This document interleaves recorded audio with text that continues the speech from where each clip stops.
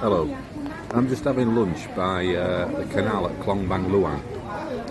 The last two chapters in the book are set in this area, and it's a beautiful canal area, and you can see here these long-tail boats that cruise up and down this canal. There's a section in the book all about one of these boats, and those engines are just amazingly perched on the back of the boat, and they take great pride in the in their own boats. It's the livelihood. So there's my lunch. That's called Khao Krapao Musap Sai Kai Dao Suk Suk. Kai Dao is the fried egg, and Suk Suk means that it's well cooked, it's not runny. I always like to have the eggs well cooked. And cow is the rice. Krapao Musap is this, which is the minced pork cooked with basil, and I have to have it without any chilies because I just don't like spicy food. I'm just going to be having a little walk around this area, just show you one or two of the little locations from the last couple of chapters of the book. So I'll see you in a bit.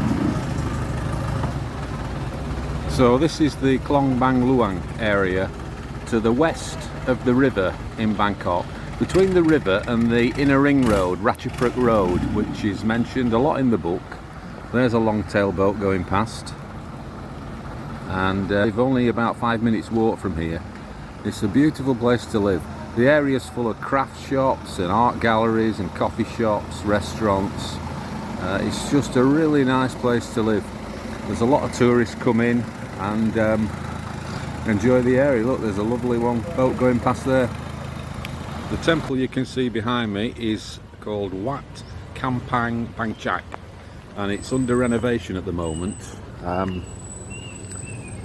In the book, Muesli contributes by buying a roof tile. They had them set out before in a room at the front, and you can pay 100 baht to have a roof tile and write a message on it. So Muesli does that, and if you haven't read it, you'll have to find out about that. But in the some distant future, if this book becomes well known, there's a clue from Muesli slush up in that roof. This is the little back street just away from the canal. The canal is behind me, behind these buildings, but there's a few little alleyways that are gorgeous around here, just full of character. You really should come and try and visit here. It's a great place. I like to come down here and have my breakfast, sit in the coffee shops. Quite often I bring my work down here if I can. Bring the laptop, sit in a coffee shop. And if anybody's read the book, or even if they haven't read it, and you come to Bangkok and you'd like to see this area, drop me a line and I'll bring you around here. It's really lovely. This shop here is selling mango sticky rice. There's a man lives down here who gets a mention in the book. A man who makes kind of little windmills. He's just round this corner. He won't sell them, even though I've asked him. He just makes them for fun. And normally they're all spinning in front of this little shop here.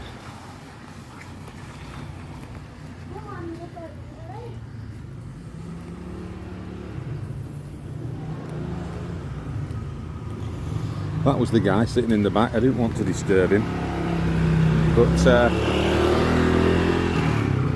yeah, normally that whole shop is spinning with little windmills that he makes out of tin cans and all sorts of things. And he sits here on this corner and he has an electric fan blowing to get them all spinning. It's a great little place. Oh, so am I. Very good. How like that? 10 baht. 10 baht. Okay, I'll have one. Thank you.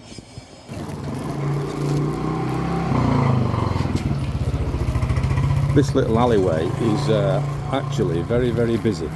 It's a bit of a rat run between the inner ring road, Ratchapruk Road, which is behind me as I'm walking, and in the other direction, Ta Pra area.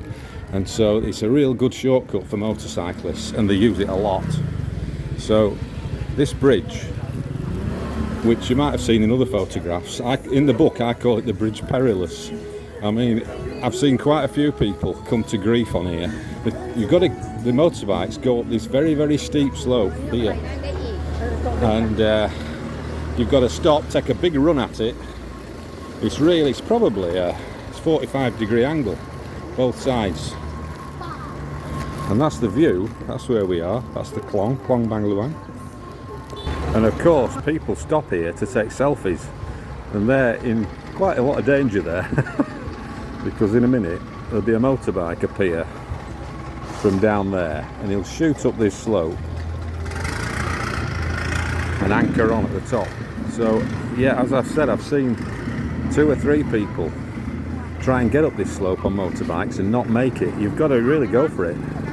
It's a very kind of higgledy-piggledy kind of a place, compared with, you know, most of Bangkok in this area. It's just concrete as far as you can see. Well, this is all little wooden houses, corrugated iron, all just kind of hanging on at the edge of the canal. I've lived here about 6-8 months now in this area, and as you can imagine, I love it. And a lot of the stall holders around here, shopkeepers, they all know me now, say hello, and we have a nice chat. And but most people here are tourists coming in. That's Wiener in a workshop. Very good artist. Friend of mine.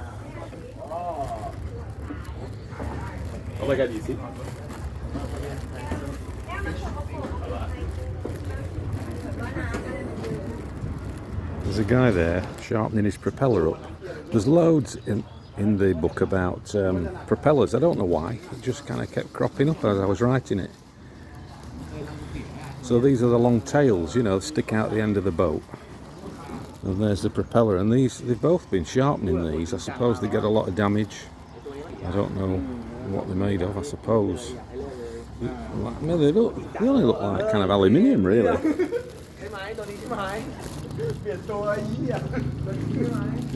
I imagine they've got to replace those quite regularly. Look at that, wonderful. There it goes.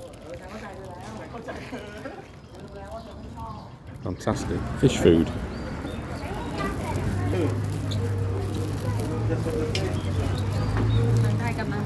I've actually got some work in this gallery. You might just spot it down on the bottom level. And really nice gallery.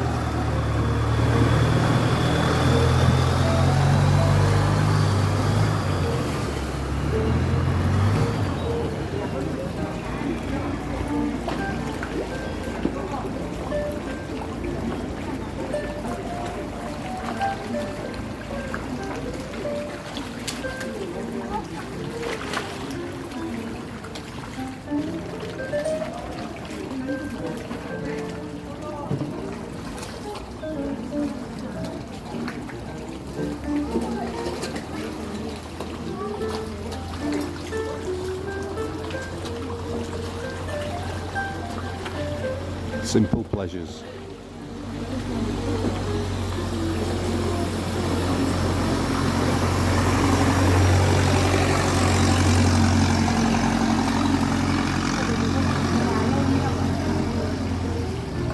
So in the last section of the book, closing chapter, Muesli walks down into this soi, which is where I live. And this red taxi is there. Sawadee krap.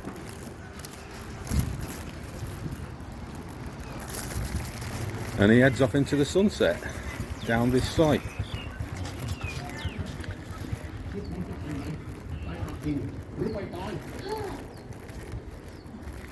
It's a very ordinary kind of street. Soi is the Thai name for it.